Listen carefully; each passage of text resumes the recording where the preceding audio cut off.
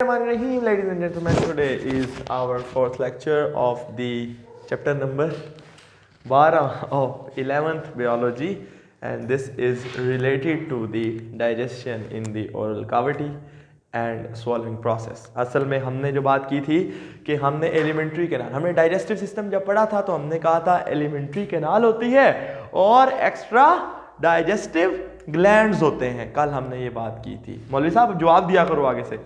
तो जो alimentary canal है that consist of the oral cavity यानी बक्कल कैविटी, माउथ, मुंह, ठीक है, और then pharynx, oesophagus, and then there is the stomach, small intestine and large intestine. ठीक है, तो हम जो आज बात करेंगे वो है, मैंने कहा था कल, मैंने ये सारे पार्ट्स आपको बताए थे, इनकी डिविजन्स भी बताई थी, थोड़ा आइडिया दिया था. अब हम शुरू करने जा रहे हैं इनमें से हर एक पार्ट का क्या क्या रोल है और कितना कितना रोल है. सही है जी. तो हम बात करेंगे सबसे पहली बात digestion in the oral cavity. Oral cavity what is this? This is the space behind the mouth. Mouth कहते हैं इस सुराख को जहाँ से खाना हम खाते हैं, ठीक है. उसके पीछे जो खाली जगह है ना उसे ओरल कैविटी कहते हैं. ठीक है, तो हम कहेंगे this is the space behind the mouth. और इसके ये अगर हम बात करें इसके बॉर्डर्स की, it is lined by palate, यानी इसके ऊपर जो है वो ये तलवा होता है. ठीक है, then floor of the mouth, ठीक है, जो जुबान के नीचे का हिस्सा होता है. देन टंग इसके अंदर, सॉरी टंग तो इसके अंदर होती है. देन जो दोनों जॉज हैं एंड टीथ हैं, ये जो है वो इसकी दीवारें हैं. और फिर इसके अंदर जुबान है जो कि कभी कंट्रोल में, मेरा मतलब जुबान है जो कि एक बहुत इंपॉर्टेंट रोल प्ले करती है. ये बेसिकली मसल्स का बना हुआ एक जो है वो हम कहेंगे एक स्ट्रक्चर है जो मूवमेंट, जिसकी मूवमेंट भी होती है और उसकी वजह से खुराक को इधर उधर जो मूवमेंट में ओरल कैविटी के अंदर घुमाया जाता है. प्लस टंग का जो रोल है वो स्वॉलोइंग, अभी हम बात करेंगे, उसके प्रोसेस के अंदर भी है. और साथ ही साथ टंग के ऊपर टेस्ट बर्ड्स भी होते हैं, छोटे छोटे सेंसरी स्ट्रक्चर्स होते हैं जो कि हमारे जो खाना है उसको, उसका टेस्ट चेक करने में हेल्प करते हैं. ठीक है, तो अगर हम बात करें तो there are the four important functions of the oral cavity. Number 1 हम कहेंगे the food selection. ये पहला काम है जो कि ओरल कैविटी के अंदर होता है. फूड सिलेक्शन से मुराद क्या है? अगर मैं आपको एक बात बताऊं तो फूड सिलेक्शन से मुराद ये है कि ये खाना मैंने नहीं खाना या खाना है, यानी इट्स अ डिसीजन मेकिंग. ठीक है, तो होता क्या है कि अगर आप गौर करें तो खाने का टेम्परेचर, खाने की जो है वो टेस्ट, उसकी कंसिस्टेंसी, कि ये हार्ड तो नहीं है खाना, जो है सख्त तो नहीं है, ठीक है, और जो उसका टेस्ट कड़वा वगैरह तो ये नहीं है. ये चीज़ें तो ओरल कैविटी में टंग की मदद से चेक होती हैं. और जो इसके अलावा इसमें हेल्प कौन करते हैं, इसके अलावा इसमें जो है जी नॉस्ट्रल्स, यानी नाक जो है वो इसमें ऑल्फैक्टरी, वो खाने का स्मेल या खुशबू चेक करने के लिए, अरोमा, अगर अच्छी चीज़ है तो अरोमा और अगर बुरी चीज़ है तो स्मेल. ठीक है, तो वो पता करने में हेल्प करता है. साथ ही साथ जो अगर हम बात करें तो आइज़ देखती हैं कि जी खाने के अंदर तो मक्खी बढ़ गई है तो अब तो आप नहीं खा सकते, या कोई और चीज़ ऐसी जो नहीं डिज़ायरेबल. ठीक है, तो या खाने के अंदर कोई हार्ड, कोई मिट्टी मुट्टी या कोई ऐसी हार्ड ऑब्जेक्ट्स हैं, पत्थर वगैरह हैं जो कि नुकसान करते हैं तो दांत वगैरह ख़राब हो जाएंगे. That is why. तो food selection is carried out in the oral cavity. Even हम जब खाना मुंह में डाल चुके होते हैं, even after that the food can be rejected, हम फेंक सकते हैं बाहर. सही है, और उसमें हमें अल्लाह ताला की हुक्म से यही चीज़ें हेल्प करती हैं. सही है जी. सो फूड सिलेक्शन के अंदर और कोई पॉइंट रह तो नहीं गया. तो जनाब टीथ वगैरह का रोल बता दिया, ओरल कैविटी एडिड. हाँ जी, दूसरे नंबर पे अगर हम गौर करें तो जो दूसरा काम ओरल कैविटी के अंदर होता है इसे हम कहते हैं ग्राइंडिंग ऑफ द फूड, या फिर इसको कहते हैं मैस्टिकेशन। मैस्टिकेशन से मुराद ये है कि खाने के बड़े ज़र्रात को तोड़ के, यानी द लार्जर हम कहेंगे chunk of the food is broken into small pieces. And ये काम करते हैं हमारे ग्राइंडर्स हमारे दांत के अंदर, दांत जो मोलर्स दांत होते हैं ना, जो पीछे एक चौड़े चौड़े जो दाढ़ें होती हैं ना, वह चौड़ी चौड़ी होती हैं, तो ये खुराक को जो है ना वो ग्राइंडिंग करने का काम करते हैं। सही है। तो इनका काम आमतौर पे अगर आप गौर करें तो सेब आप खा जाते हैं ना, सेब जब आप खाएंगे तो आप सिर्फ उसको खाएंगे सिर्फ, यानी उसका जो आप चक भरेंगे, जो चक नहीं बेसिकली इस चंक ना इंग्लिश का लफ्ज़ है, तो जो आप थोड़ा सा खाएंगे, बाइट लेंगे उसकी, वो तो सिर्फ इंसीजर्स की मदद से होगी। बाकी जितना भी काम होगा वो सारा ये ग्राइंडर्स, प्री मोलर्स और मोलर्स करेंगे। सही है। तो ये वाले यानी ये इस काम में उसको जो है ना ग्राइंडिंग की जाती है और खुराक के बड़े मॉलिक्यूल को तोड़ा जाता है। इसके दो फवायद होते हैं। ग्राइंडिंग क्यों की जाती है? नंबर 1, या तो ग्राइंडिंग इसका फ़ायदा ये होता है कि वो इजी स्वॉलोइंग हो जाती है, यानी किसी भी चीज़ को अगर आपने स्वॉलो करना है तो ऑब्वियसली उसको छोटा छोटा करना पड़ेगा। और दूसरे नंबर पे उसके जो छोटे मौलिक, देखें मुझे एक बात, आपको मैंने एक बात बताई थी, जब कोई चीज़, जब ये इतना बड़ा एक डब्बा है और इतने ही डब्बे के अंदर छोटे छोटे डब्बे हैं, तो किस पे गत्ता ज़्यादा लगता है? यानी एक बड़ा डब्बा है और उसके अंदर वावा सारे छोटे डब्बे हैं, तो गत्ता किस में ज़्यादा लगेगा? छोटे डब्बों में, क्योंकि वो सारे मिला के तो वो सारे उससे ज़्यादा बन जाएंगे। सरफेस एरिया किस में ज़्यादा? वो उन्हीं में। तो इसलिए जब खुराक का एक बड़ा सेब और जब आप उसको तोड़ तोड़ के बारीक बारीक टुकड़े बना देते हैं, तो हर टुकड़े का अपना अपना सरफेस एरिया होता है, तो वो ओवरऑल सरफेस एरिया ज़्यादा हो जाता है। ठीक है, नहीं समझ आई इस बात की? देखें, अगर ये एक बड़ी चीज़ है और अगर आप इसको तोड़ के छोटा छोटा टुकड़ों में कन्वर्ट कर देते हैं ना, इसी एक बड़ी चीज़ को, ठीक है, तो फ़र्ज़ किया, अब क्या, अब ज़्यादा मार्कर किस में इस्तेमाल हुई है? इनों में, क्योंकि इन सारों का सरफेस एरिया, इन सारे हर एक के सरफेस एरिया को जमा करके है आपस में। तो इस सरफेस एरिया जब बढ़ता है तो एंजाइम्स के एक्शन के चांसेस भी बढ़ जाते हैं, मतलब डाइजेशन भी इजी हो जाती है ना। तो इसको हम कहते हैं to increase the surface area. और तीसरे नंबर पे क्या होता है कि अगर ये ग्राइंडिंग ना हो तो खाने की लुब्रिकेशन नहीं होगी, वो लुब्रिकेशन नहीं होगी तो वो स्वॉलो नहीं होगा। ये बात तो मैंने आपको पहले बता दी। सही है जी।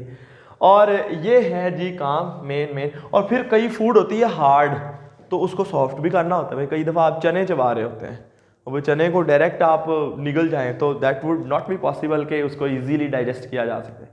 सही है। तो ये जो है ये ग्राइंडिंग के काम होते हैं और ये कौन करता है वो बात मैंने आपको बता दी है। सो ये उसके अलावा जी दोनों चीज़ें बता दी गई हैं। उसके अलावा जी तीसरा जो काम होता है वो दैट इज़ द लुब्रिकेशन। वो क्या होती है और उसका फ़ायदा? लुब्रिकेशन सिंपल सी बात है, जब खाने को चबाया जा रहा होता है, यानी जब मैस्टिकेशन हो रही होती है, तो उसके अंदर स्लाइवा मिक्स होता है। Saliva is produced by salivary glands. ये क्या चीज़ है?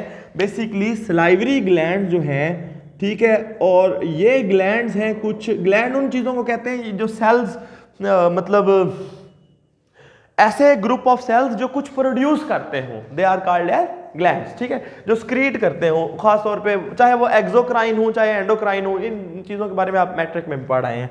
तो देखें, अगर आप और करें तो 3 तरह के ग्लैंड्स होते हैं। ये वाली बात मैंने उस दिन बताई भी थी। Parotid salivary glands, they are present यहाँ पे, यानी जस्ट बिलो द ईयर्स, या इन हल्का सा बिलो एंड आगे की तरफ, नीचे और थोड़ा सा आगे की तरफ। ठीक है, तो हम कहेंगे जी below and rostral to ears, ears या पिन्ना। ठीक है, दूसरे होते हैं सब मैंडिबुलर। ठीक है, ये होते हैं जनाब यहाँ पे, ये मैंडिबल जबड़े को कहते हैं, तो जबड़े के अंदर वाली साइड पे यहाँ होते हैं। ठीक है, यहाँ पे करके। ठीक है, और तीसरे होते हैं सब लिंगुअल। ये होते हैं जुबान, लिंगुआ कहते हैं जुबान को, तो ठीक है, तो ये जुबान के नीचे होते हैं। अक्सर अगर आप गौर करें तो कई दफ़ा आप नमक वाली चीज़ खाएं तो आपका सलाइवा जुबान के नीचे से ज़्यादा आ रहा होता है। अगर आप फील करें भी तो आपको पता चल जाता है। समटाइम सलाइवा जो है वो दूसरी साइडों से ज़्यादा आ रहा होता है, ठीक है, तो वो डिपेंड करता है। तो ये जो स्लाइवरी ग्लैंड्स हैं, ये स्लाइवरी ग्लैंड क्या करते हैं, ये स्लाइवा प्रोड्यूस करते हैं। और जो स्लाइवा है ना, उसके अंदर क्या क्या चीज़ें होती हैं वो किताब में लिखी है। उसके अंदर कुछ बाइकार्बोनेट्स आइंस होते हैं, वाटर होता है और म्यूकस होता है। यही होता है जनाब, पानी, म्यूकस और सोडियम बाइकार्बोनेट्स, ठीक है। स्लाइवा में क्या क्या होता है कंपोजिशन में, तो हम कहेंगे इसके अंदर होता है जनाब वाटर, ठीक है, और म्यूकस। म्यूकस क्या होता है आपको पता है, it is a sticky substance, ठीक है। और दूसरे नंबर पे इसके अंदर होते हैं बाइकार्बोनेट्स। ये जो होते हैं ये पीएच मेंटेनेंस के लिए, सलाइवा की पीएच मेंटेनेंस के लिए, और थोड़ा सा इनका रोल होता है। ये जो है ना, इनका काम पता है क्या होता है, इनके दो काम होते हैं। एक तो ये थोड़े से एंटीसेप्टिक है, यानी एंटीसेप्टिक से मुराद क्या है, थोड़ा जरासीम कुछ भी चीज़ों को, ठीक है ना। और साथ ही साथ ये पीएच मेंटेनेंस करते हैं, सही है जी। और जो वाटर एंड म्यूकस है वो सिंपल लुब्रिकेशन का काम करता है। और जो थर्ड चीज है दैट इज दी टाइलिन, ठीक है। ये बेसिकली क्या है, ये है सलाइवरी अमाइलेज। क्या है जी, अमाइलेज उस एंजाइम को कहते हैं जो स्टार्चेस की डाइजेशन करता है, ठीक है। अमाइलेज, अमाइलोज नहीं, अमाइलोज तो स्टार्चेस की एक टाइप्स होती है, आपने इसी किताब के दूसरे चैप्टर में पढ़ा हुआ है। तो जो स्लाइवरी अमाइलेज एक ऐसा एंजाइम है जो होता स्लाइवा के अंदर है। और क्योंकि स्लाइवरी क्यों कहते हैं, क्योंकि एक पैंक्रियाटिक अमाइलेज भी होता है, वो पैंक्रियाज से भी आता है, उसके बारे में भी हम पढ़ने वाले हैं, ठीक है। तो ये जो काम है जिसको हम कहते हैं कि स्लाइवरी अमाइलेज, ये होता है। और इसका काम क्या होता है, इसका काम मैं अभी बताता हूं, वो ये है। फोर्थ काम इसका है जी, इसको हम कहते हैं पार्शियल केमिकल डाइजेशन। क्या है, chemical digestion of carbohydrates only या स्टार्चेस, एक ही बात है, ठीक है, ऑफ स्टार्चेस या कार्बोहाइड्रेट्स, वो ये एंजाइम काम करता है। ये बड़ा इंपॉर्टेंट शॉर्ट क्वेश्चन आ जाता है कि एमसीक्यू आता है कि इसका दूसरा नाम क्या है स्लाइवरी अमाइलेज का, तो इसको टाइलिन कहते हैं, ठीक है जनाब। तो मेरे ख्याल से ये सारी बातें, सलाइवा की पीएच लिखी हुई है 8 है, वो मैंने आपको बताई है कि बाइकार्बोनेट्स की वजह से ये स्लाइटली बेसिक है, ठीक है, बेसिक है due to bicarbonate, sign sodium bicarbonate, सही है। और उसके अलावा तकरीबन जो है ना वो मैंने सारी बात आपको बता दी है, ठीक है जनाब। मौलवी साहब, आमतौर पे स्लाइवा की pH is not 8, it's maintained eight basically 7.1, सही है। तो वो जब कभी कोई एसिडिक फूड हो या जब कभी सलाइवा में ज़्यादा बाइकार्बोनेट्स आ जाएं तो वो बेसिक हो जाती है, और जब कोई एसिडिक फूड हो तो वो थोड़ी सी एसिडिक हो जाती है, वेरी कर सकती है, लेकिन मेंटेन्ड एट 7.1 तकरीबन, सही है जी। तो ये आपको लग गया पता। अब हम बात करते हैं स्वॉलोइंग के प्रोसेस के हवाले से, कुछ बातें हमारे दिमाग में, उसके कुछ स्टेप्स हैं। देखिए अगर आप गौर करें तो जो चीज़ स्वॉलो की जाती है वो मैं यहाँ पे, चूँकि थोड़ा सा हमने एग्जैजरेट कर लिया है तो मैं इस तरह यहाँ बता देता हूँ, ठीक है जनाब, सही है जी। स्वॉलोइंग जो है, ये लाइंस बड़ी सीधी लगी है ना। तो अगर आप निगलने के प्रोसेस को कहते हैं, निकलना नहीं, क्या निगलना, कोई चीज को हम ऐसे कर रहे हैं, ठीक है ना। तो होता क्या है कि देखें किस चीज को निकला जाता है। तो आमतौर पे जब हम खाने को चबाते हैं मैस्टिकेशन होती है और लुब्रिकेशन होती है और हल्की फुल्की मुंह के अंदर पार्शियल केमिकल डाइजेशन भी हो जाती है। तो जो चीज बनती है, यानी जब ये तीनों काम हो जाते हैं, यानी कि हम कहेंगे मैस्टिकेशन, सलाइवा मिक्सिंग यानी कि लुब्रिकेशन, और फिर पार्शियल केमिकल डाइजेशन, इन तीनों चीजों से जो चीज बनती है उसको हम कहते हैं, एक चीज small sticky ball of semi solid semi digested food material, और इसको हम कहते हैं बोलस। क्या कहते हैं, किताब में कुछ और वर्ड्स भी दिए होंगे बेटा, वो देख लीजिएगा, सही है। बोलस शरीफ, सही है। जो चीज है ये बॉल्स जो हम ऐसे ही निकलते, ऐसे खाना जब अच्छी तरह तैयार हो जाता है मुंह के अंदर तो वो बोलस आ जाता है, सही है जी। और ये बोलस को फिर डाइजेस्ट नहीं स्वॉलो करना है, तो उसके कुछ स्टेप्स हैं। देखिए अगर आप गौर करें तो जो चीज़ें मैंने आपको बताई थी, फर्ज किया ये जो है ये ओरल कैविटी है, सही है, और फर्ज किया ये है जी ओरल कैविटी, और उसके बाद आप अच्छी तरह जानते हैं कि यहाँ पे है फेरेंक्स, पी लिख देता हूँ, ठीक है, और यहाँ इसके नीचे की साइड से हेयर कम्स द ट्रेकिया शरीफ, ठीक है, और ये जो ब्लैक वाली है इसको हम क्या कहते हैं, इसोफेगस, क्या कहते हैं, ये है इसोफेगस, ठीक है। और अगर हम गौर करें तो इसके पीछे ये मुंह की जो बैक वॉल की दीवार है, इसके पीछे वर्टेब्रल कॉलम है, और वो जो सारी बात कल हमने हैदर बना दिया अच्छा ठीक है, तो बस बेटा जैसे भी है बन गया ना, थोड़ा सा गुजारा हो गया। तो असल में यहाँ टंग जो होती है ना, सबसे पहला काम क्या होता है कि जुबान क्या करती है, जुबान सिर्फ बकवास, टंग क्या करती है, moves forward and upward, forward शुरू में और उसके फौरी बाद बैकवर्ड। चलो आप इसको डायरेक्टली बैकवर्ड ही कर लें, ठीक है, कि जनाब जुबान जो है वो ऊपर की तरफ चलती नहीं, ठीक है, जुबान ऊपर की तरफ और पीछे की तरफ मूव करती है। अगर आप सारे ऐसे करके देखें ना आपको समझ आएगी, ठीक है। तो इट्स लाइक जुबान, ये देखें आप, तो ये ऐसे खड़ी है ना, अगर ये जुबान का अगला हिस्सा है, क्योंकि मैं इस तरफ कर नहीं सकता तो वो मुझे पता नहीं चलेगा, तो इस तरफ कर लेता हूँ, वैसे भी वो अजीब सा स्टेप हो जाता है, ठीक है। तो ये देखें आप, तो द टंग मूव्स पहले अपवर्ड एंड बैकवर्ड। इससे क्या होता है, खाना जो है वो समझ रहे हैं ना, ये एक कर्व सा बनाती है ऐसे करके, ठीक है ना, ऐसे करके। उससे क्या होता है कि खाना पुश किया जाता है अगेंस्ट द, ऊपर की तरफ पैलेट होता है वो भी दबाता है, ये हार्ड पैलेट है ना, और जुबान भी, तो ये पुश करते हैं खाने को हलक में यानी फेरेंक्स में, समझ गए। यानी अगर ये टंग है तो टंग इस तरह बंद हो जाएगी ऐसे, और ये खाना जो है फर्ज किया वो है ग्रीन कलर का, भी आपने चारा खाया है, ठीक है, तो वो है जी यहाँ पे, तो वो पहले यहां था, टंग ऊपर की तरफ, ठीक है, और पीछे की तरफ, सही है, तो इस तरह मूव किया तो खाना जो है वो आ गया फेरेंक्स में। जब ये काम होता है ना, बाद में आ जाना यार, थोड़ा सा काम है, बाद में खैरात दे देंगे, चले जाएं।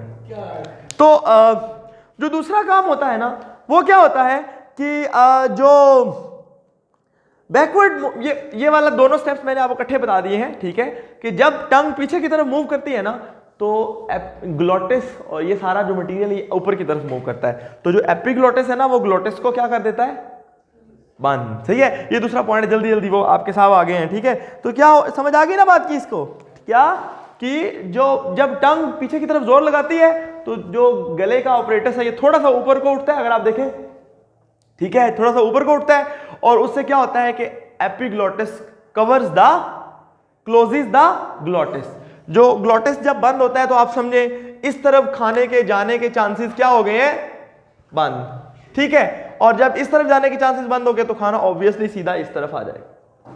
वो अगला पॉइंट है, सही है ना। ये सारे पॉइंट्स आप पढ़ लीजिएगा, अभी जल्दी जल्दी है, बस इतना याद रखें कि जब फूड पुश कर दी जाती है इसोफेगस में, शुरू में ये वॉलंटरी है, स्टार्ट आप कर सकते हैं, बाद में ये क्या हो जाता है, इनवॉलंटरी और कंट्रोल नहीं होता। और जैसे ही खाना इसोफेगस में जाता है तो इसोफेगस इस तरह मूव करना शुरू कर देती है, यानी उसके जो मसल्स हैं वो यहाँ से यहाँ पे खाना है, फिर यहाँ पहुँचेगा, फिर यहाँ पहुँचेगा, फिर यहाँ, सही है ना। यानी इसोफेगस सीधी नाली नहीं रहती, उसके मसल्स जो हैं वो कॉन्ट्रैक्शन एंड रिलैक्सेशन, उसके जो स्मूथ मसल्स करते हैं, इसको हम कहते हैं the wave of contraction of the smooth muscle, ठीक है, wave of contraction of the smooth muscles of alimentary canal which pushes the food to pass, that wave is called as peristalsis. कभी कभी ये उल्टी भी हो जाती है तो इसको एंटी पेरिस्टाल्सिस भी कहते हैं।